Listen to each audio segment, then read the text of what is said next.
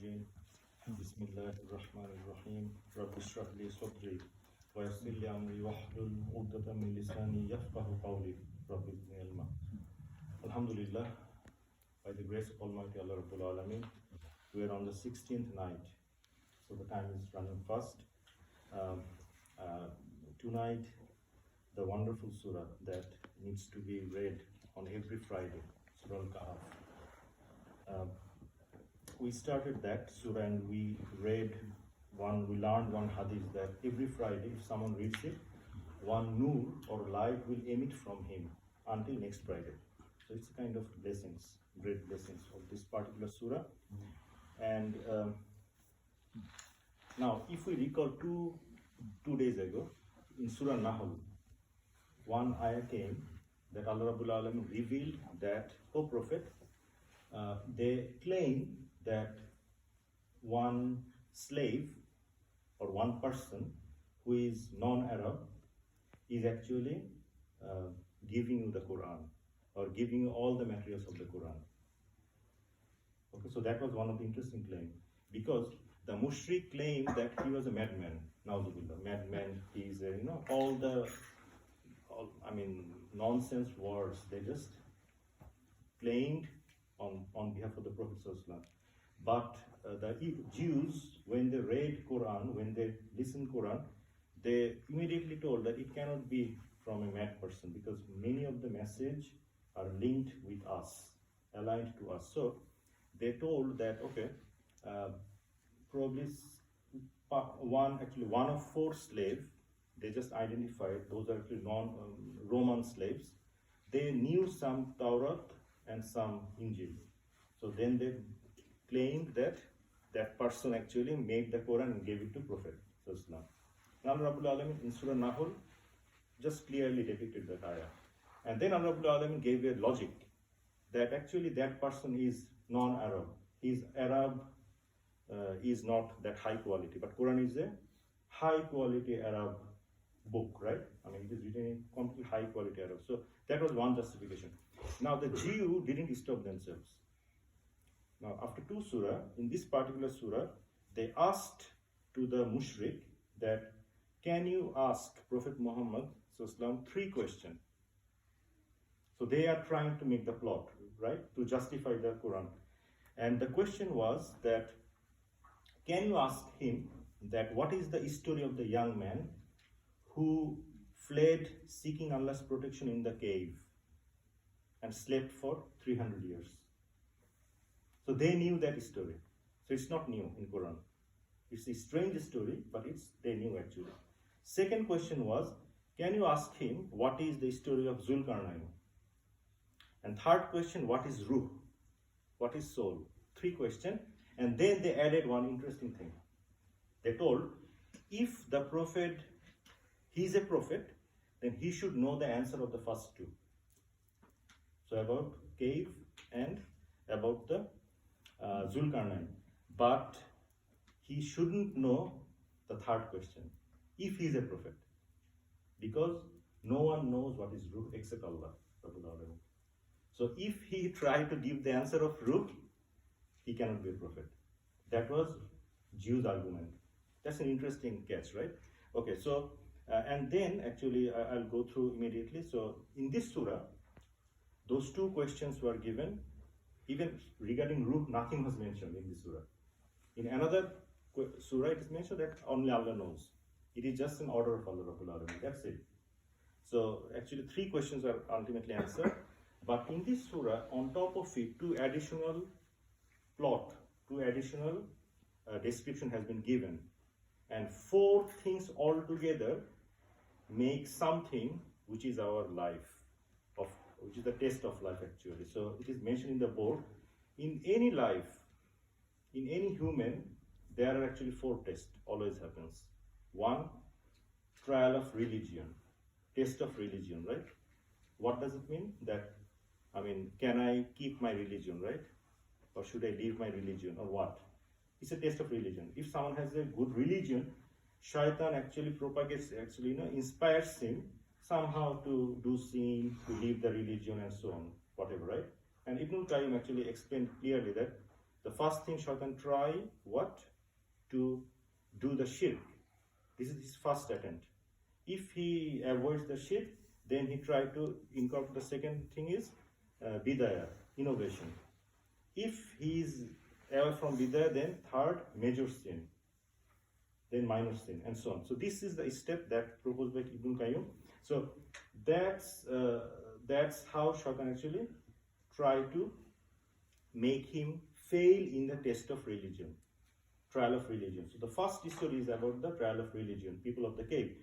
And second story was owner of the gardens, it is trial of wealth. Allah gives wealth to someone and Allah wants to see whether he keeps up the religion or not. That wealth may destroy his religion, right? Or he can actually, can get himself uplifted in religion using the wealth. Third test is Musa and Khidr alayhi salam, and that was the trial of knowledge. Trial of knowledge, and very interesting 3 stories are mentioned. Actually today I will actually focus on this third one a little bit more inside because that's linked to our life, some of the very interesting things. And fourth is Zulkarnain, trial of authority. If someone gets the power, what does he do? Allah wants to test him. Can he keep up the religion, or can he, become arrogant, or is he sincere? What type of thing he does that Allah wants to see. That's why Allah gives him the authority. So these are the 4 tests, and every people is with at least one of the tests every time, non-stop. Sometimes people are with more than one test at the same time, but you cannot, if you think, you cannot find any other test other than that. That's why it's a surah of test. That's why every Friday we need to read it to remind ourselves that the test is the main thing that we're going through in this life, so that we can pass all the tests. Now in the middle, after 2 stories, the main culprit Shaitan has introduced. Now the motivation of introducing Shaitan is that he is actually the main player, right? He is actually main player to propagate the waswasa into the human in all the 4 tests. That's why his name was mentioned in the middle. Okay. Now, one of the word within the first 10 ayah is ahsanu amala. That's interesting ayah. Allah Rabbul Alameen wants what? Quality or quantity? What? That's an interesting question. Allah Rabbul Alameen wants actually quality work, not quantity work actually. That's why ahsanu amal is always mentioned in Quran, but not aksaru amala, like many works. No. For example, 2 examples I can give. One is that in Sura Balad, one of the small surah in Sura Kahaf Juz, it says that if only they had attempted the challenging path of goodness instead. And do you know what the challenging path is? Allah Rabbul Alameen actually, giving praise of the challenging path. It is to free a slave. It is to give food in the times of famine, which is very hard to give food, right, in the times of famine, or to an orphan relative, or to a poor person in distress. So these are actually quality work. We need to identify what are the quality work. So this is mentioned. Another quality work is, say, we know that وَمَنْ أَحْسَنُ قَوْلًا مِمَّنْ دَعَا إِلَى اللَّهِ وَعَمِلَ صَالِحًا وَقَالَ إِنَّنِي مِنَ الْمُسْلِمِينَ. Who is better in speech than he who invites people to Allah? So who do the dawa work is another quality work. So these are the we need to identify the thing. Now the first story is the people of the cave. So just in a quick nutshell, I don't want to go to the details. The story of the believing young men who were living in a disbelieving country. I'm just going to the summary. They decided to leave their homes and run away with their religion. So they didn't want to leave Islam. After a confrontation between them and their people and the king. So the whole nation were against them. That's why they fled. They didn't have any other option. Otherwise they would die. Okay. So Allah rewarded them with the mercy of the cave. So what happened is that they went to the cave, they slept. They slept for a long time. And Allah did that. And this is not uniquely introduced in Quran. This was already in Torah. So that's why they asked the question. And when they woke up after actually 300 years, they slept for 300 years. Then they found that all the people are villagers are Muslim actually. In the meantime, the actually power is converted to Muslim actually. New ruler came, and so what happened here is that one interesting point came here is regarding that the Jew or the people debated that how many dogs or people were there. One of the question came. It's a kind of argument, and someone says 5, 7, 9. But the thing is that Allah Rabbul Alamin mentioned that is this information really necessary to know, right? How many people are there? Is it necessary to know, or which one is necessary? The necessary thing to know that they went through the trial of religion, right? And they passed it. Because due to the social pressure, political pressure, they didn't leave their religion. So they passed the test. We need to learn that. How many people are there is not important. So that's the term of beneficial knowledge. In Islam also, there was a very useful dua from Prophet Musa is that, oh Allah, give me beneficial knowledge. The knowledge that will be useful. If it is not useful, then no point, right? Now, one miracle here is that someone claimed that it is 300 years, someone claimed that it is 309 years. Which one is right? Okay, actually it's a debate. But then the miracle is that actually 300 solar years equal to 309 lunar years. Both are same. Okay, so that's another one interesting miracle actually. Now, the advice is important. For every story, there is advice. There is advice. The advice of this particular story is that if we go through the trial of religion, then the Allah Rabbul Alamin advised us to have the good friendship. Check your friendship. With whom you are making friends. So Allah Rabbul Alamin is saying, and content yourself with those who pray to their Lord. Who do prayer. Morning and evening. So always they pray, they do zikr. That's interesting point, right? Desiring His presence, and do not turn your eyes away from them. Desiring the glitter of this world. The friend, the so-called friend who always talk about this world, not hereafter at all.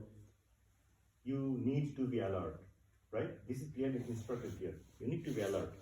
And do not obey him whose heart we have made heedless of our remembrance. So he follows his own desires and his priorities are confused.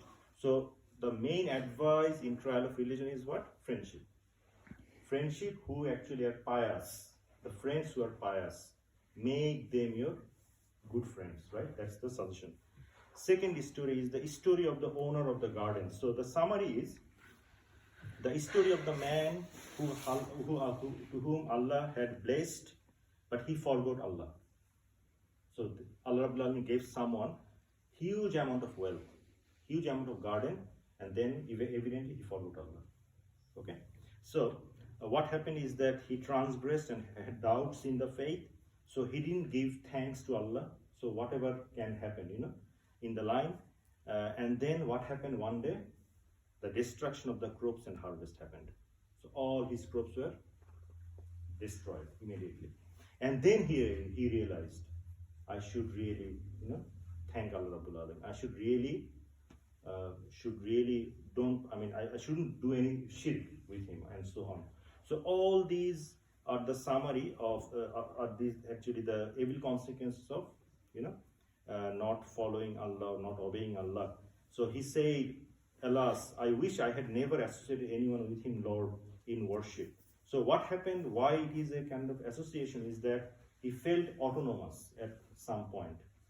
When huge amount of wealth came, he thought, I am autonomous. I don't need anyone, right? I don't want to depend on anyone, and that the curse or Allah's punishment happened.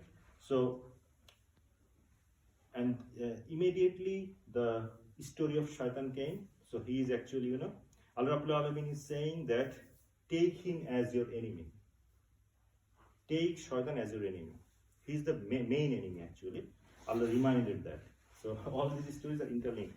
Third story of Musa and Khidr alayhi salam. Now, again, a very brief go through. Okay, just can you raise, who doesn't know the story at all? I mean, probably.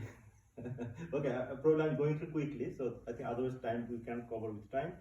When Musa was asked who is the most knowledgeable person in the earth, he said me. Now, his me is actually justified because he's the prophet. He's me. But then Allah Rabbul Alamin revealed to him that there was someone more knowledgeable than you, actually, and then he said, now Musa traveled to meet him in order to learn from him how sometimes we do not understand.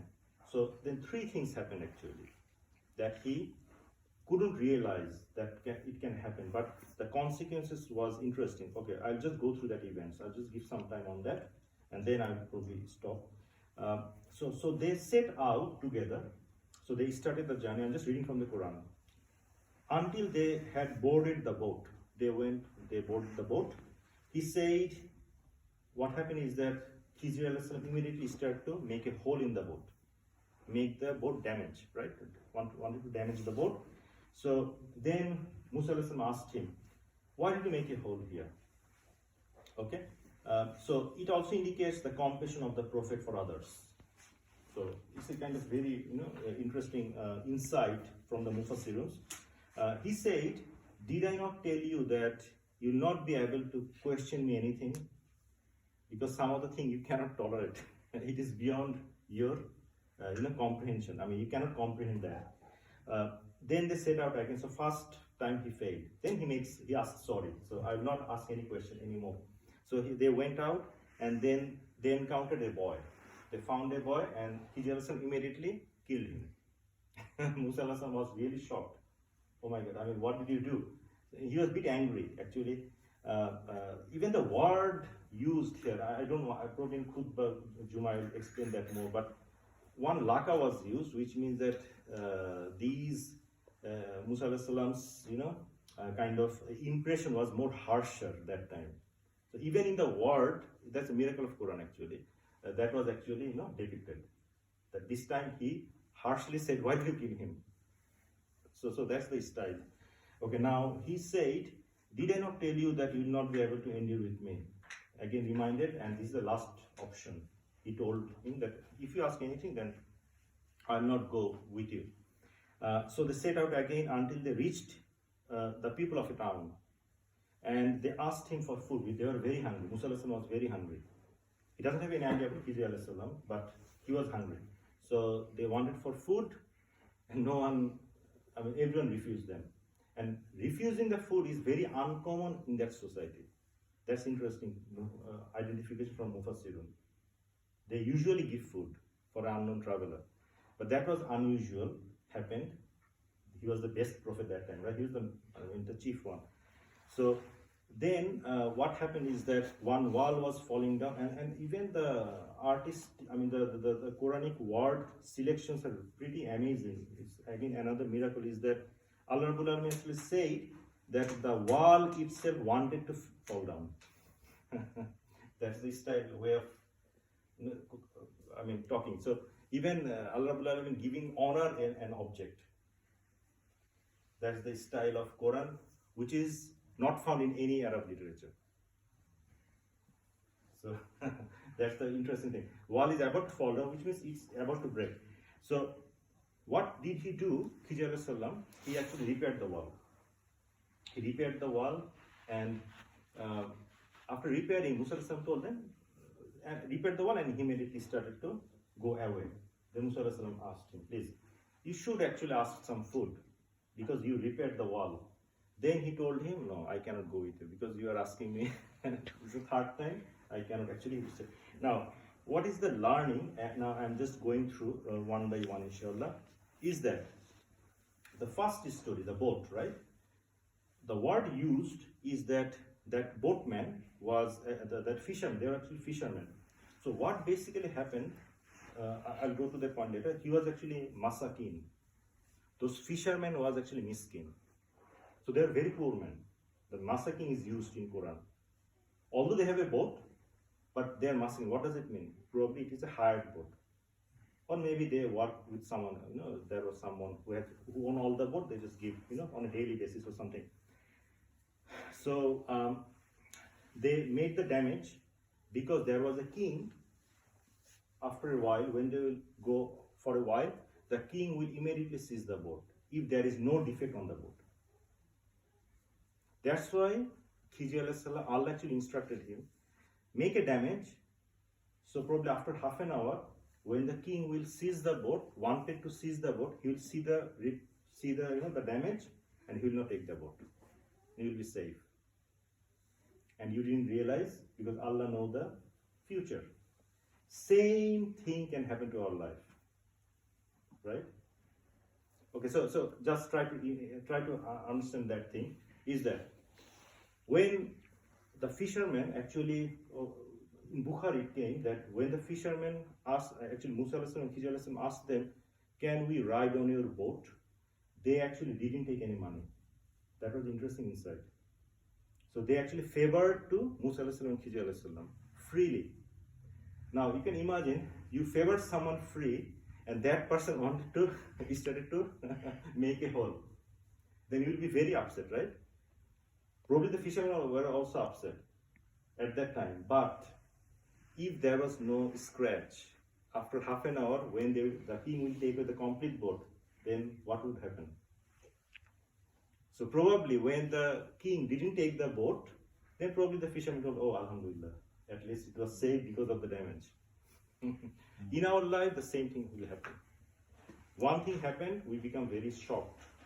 Probably it will save us from a future big dangerous thing. Right? This is the realization of that story. Right? Okay. Second one. Now, two hadiths I want to mention because Abu Hurairah rather than narrated. This is a very, very insightful lessons here. One man was traveling in the forest. It is a hadith. Abu Hurairah narrated, Prophet said, he was traveling in the forest, he heard a voice in the cloud. That the cloud, someone is saying that go to that land and give rain. So he followed that cloud, where it is going. So he went there and found that it's a small land and the cloud only gave the rain there. That's it. Okay, then he went to that house. He found a person. He asked him that I heard that someone is talking, probably angels, and it happened the rain here. What do you do really? So he was curious to know, what do you do? And he told, whatever harvest I get, I made it 3 parts.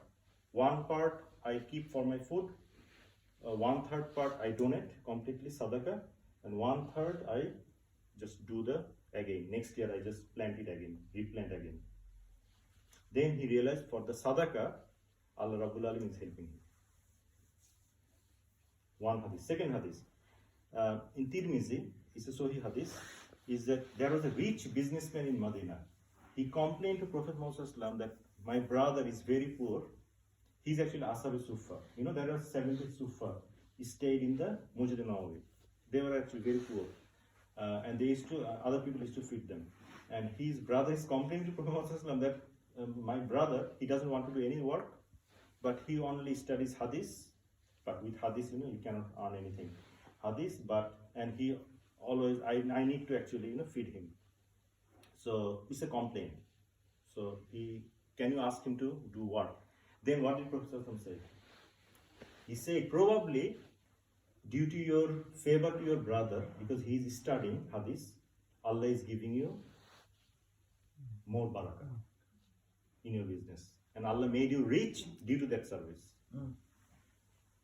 You got it? So this is the interesting insight of those stories. Wow. Now, second story is that he killed a boy, right?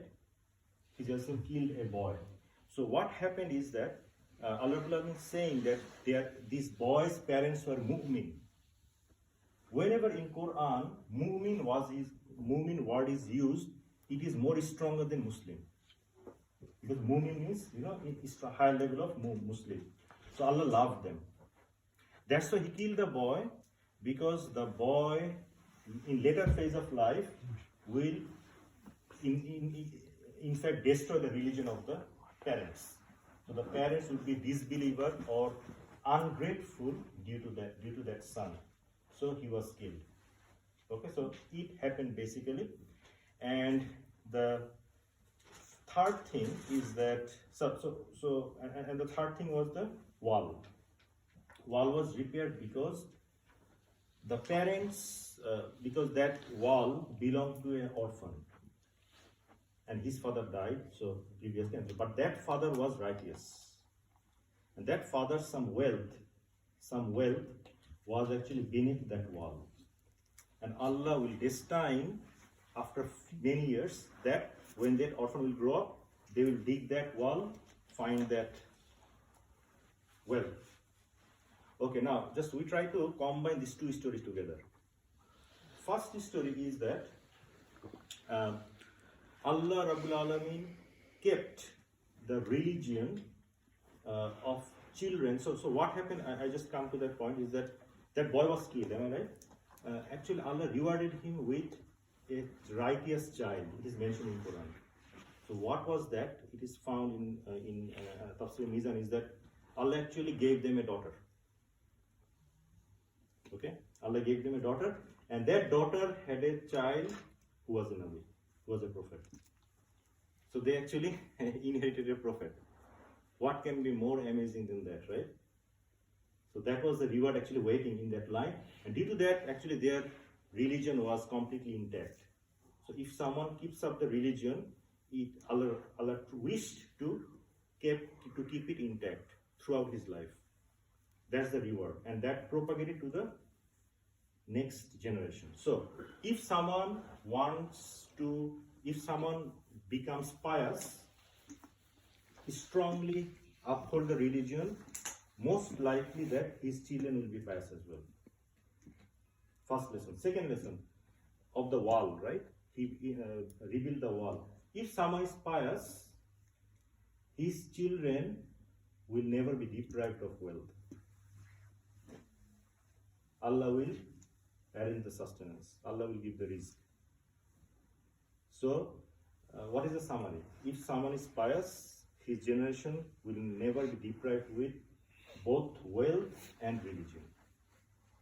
What can be better than that? And that's the best thing that we expect. So, what is the key? The formula is we have to be pious. There is no shortcut. These two stories give that clear message that we need to be pious. Now, I'll finish now, is that ultimately the treasure, then I'm finishing. What was the treasure? Ali Radhiyallahu anhu narrated that hadith actually, that in Bayhaqi it is mentioned. The treasure was actually a gold tablet, a big tablet of gold, in which it was inscribed, it was written that there is no God but Allah, and Muhammad is the messenger of Allah. It is amazing that anyone who remembers the death is joyful. So this message, that's why I'm just reading that. It is amazing that if anyone who remembers the death becomes joyful. It is amazing that anyone who remembers the hell is true laughs. They smile or laughs. So laughs is a kind of extreme level of thing, right? It is amazing that anyone who remembers that Taqdeer is true is sorrowful. It is amazing that the Taqdeer is true is sorrowful. And finally, it is amazing that anyone who sees the world and the disposal of the people in it, state after state, it has no value at all. At the end, has confidence in it, or has the confidence in the world. When the world, if we look at the past nation like Pharaoh, or the big nation like Ad, they're all, not a single sound, not a single trace of them present, right? All of them are vanished. Still, we have confidence on this particular word. And I'll finish with a poem. That's an interesting poem regarding our beloved prophet from an Ottoman Sufi poet, Aziz Mahmud, in 1338 AD. Who expects loyalty from you? Who expects loyalty from you?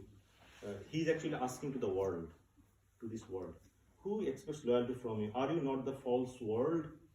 Are you not the same earth that took away Prophet Muhammad? So, so how can we have the confidence on this particular world? We shouldn't have any confidence. Okay, may Allah accept this discussion.